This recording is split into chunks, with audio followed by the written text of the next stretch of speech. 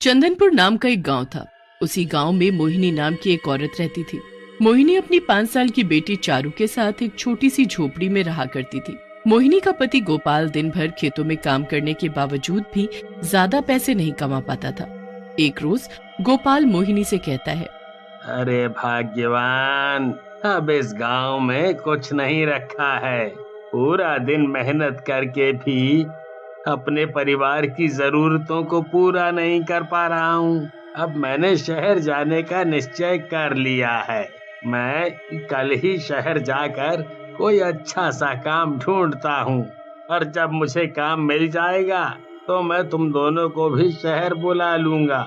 हाँ। अजी, आप तो हम दोनों को छोड़कर शहर चले जाओगे, पर आपके जाने के बाद घर का खर्च कैसे चलेगा? अरे भाग्यवान, तुम भी हद करती हो। अरे घर में जो थोड़े बहुत पैसे रखे हैं, जब तक उनसे काम चलाना, और वैसे भी कुछ ही दिनों की तो बात है। फिर तो मैं तुम दोनों को अपने साथ शहर ले ही जाऊंगा। ऐसा बोलकर गोपाल अगले ही दिन शहर चला जाता है। गोपाल को शहर गए हुए कुछ दिन बीत जाते हैं और मोहिनी के पास रखे सारे पैसे भी खत्म हो जाते हैं। हे भगवान, घर में रखे सारे पैसे खत्म हो गए हैं। अब मैं अपनी बेटी का पेट कैसे भर पाऊंगी? तभी चारू मोहिनी से बोलती है, माँ, मुझे बहुत जोर से भूख लगी है, कुछ खाने को दो ना।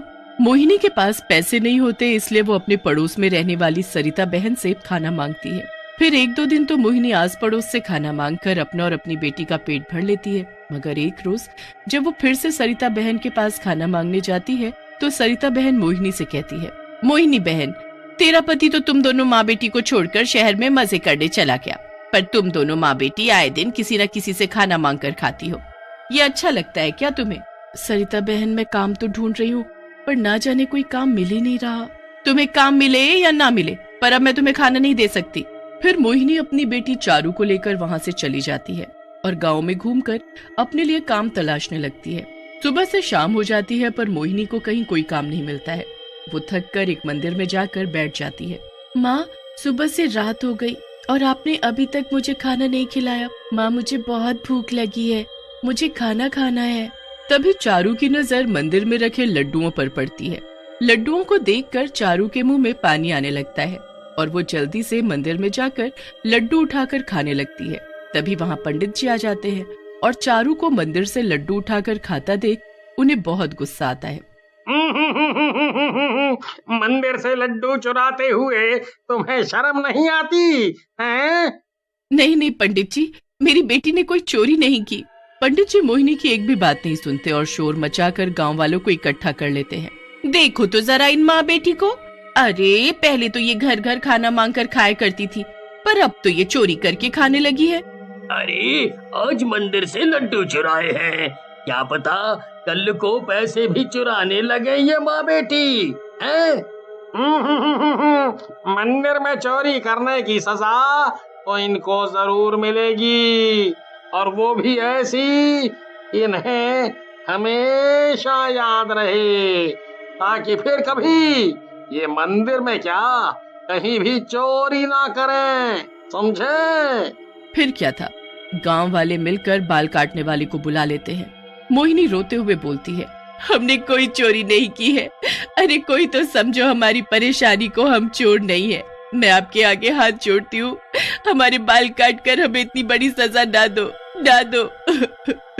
पर कोई मोहिनी की बात नहीं सुनता और उन दोनों के बाल काट कर उन्हें गंजा कर दिया जाता है।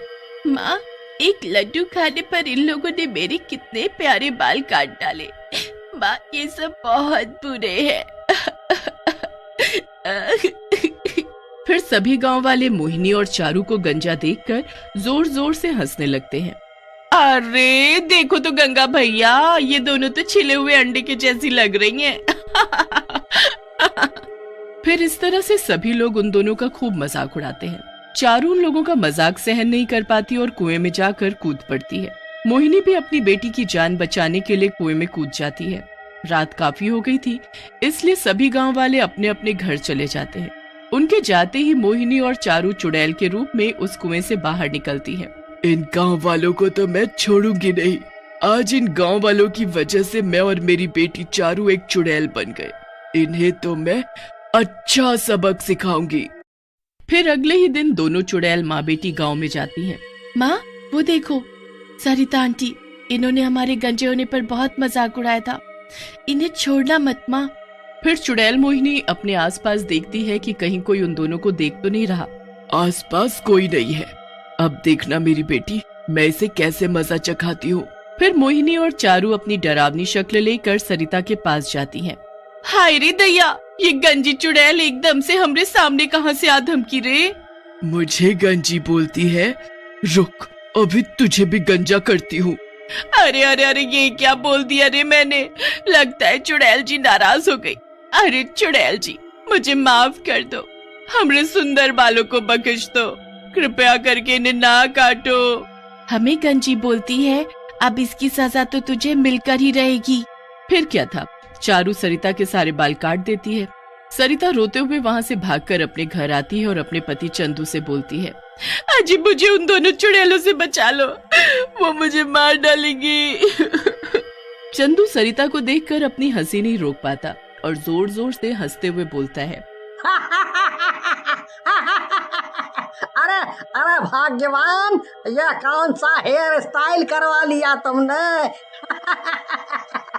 मेरी तो हंसी ही कंट्रोल नहीं हो रही है। अजी मुझे यूं गंजा देखकर आपको हंसी आ रही है, भगवान करे वो दोनों चुड़ैल आपके भी बाल काट कर ले जाए और आपको भी गंजा कर दे।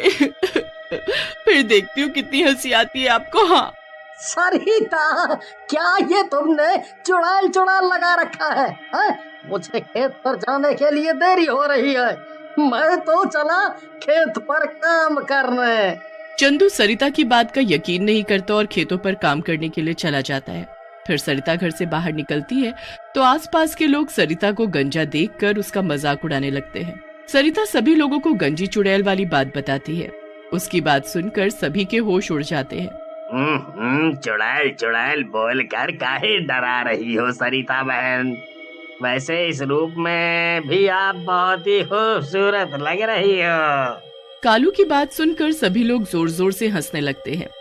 हंस लो, जितना हंसना है हंस लो, जब वो दोनों गंजी चुड़ैलें तुम सबको भी गंजा कर देगी ना, तब पता चलेगा तुम्हें।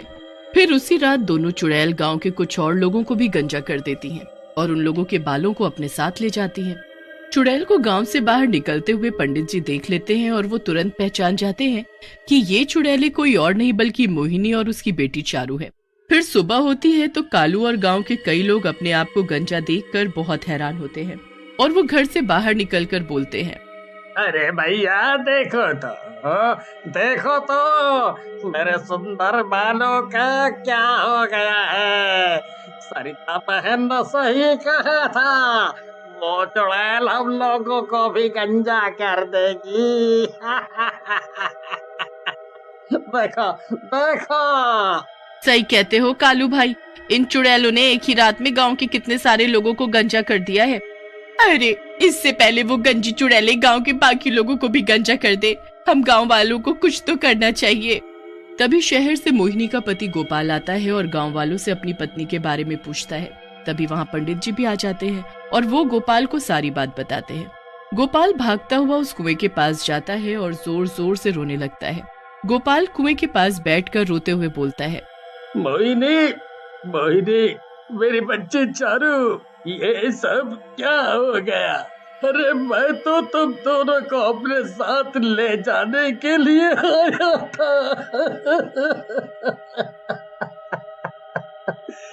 तभी कुएं से दोनों गंजी चुड़ैल बाहर निकलती हैं। अजी, मैं और मेरी बेटी चारू तो मर गए, पर आप ऐसा मत कीजिए, हमारी मौत तो इन गांव वालों की वजह से हुई है और अब हम दोनों माँ बेटी मिलकर इन सभी गांव वालों को गंजा कर देंगी, तभी हमारी आत्मा को शांति मिलेगी। फिर पंडित जी और सभी गांव वाले दोनों चुड़ैलों से हाथ जोड़कर माफी मांगते हैं। माँ, इन सभी को अपनी गलती का एहसास हो गया है और मैं पिताजी को ऐसे रोता हुआ नहीं देख सकती। माँ, इन सभी को माफ कर देते हैं। हम दोनों की आत्मा को तभी शांति मिलेगी जब इस कुएं से हमारे मृत शरीर को निकालकर इसका विधि विधान के साथ क्रियाकर्म किया जाएगा। फिर गांव के लोग कुएं से मोहिनी और चारू की लाश को बाहर निकालते हैं, जिसके बाद पंडित जी पूरे विधि विधान के साथ उनका क्रियाकर्म करते हैं। जिसके बाद दोनों माँ बेटी की आत्मा को मुक्ति मिल जाती है और वो हमेशा हमेशा के लिए वहाँ से चली जाती है।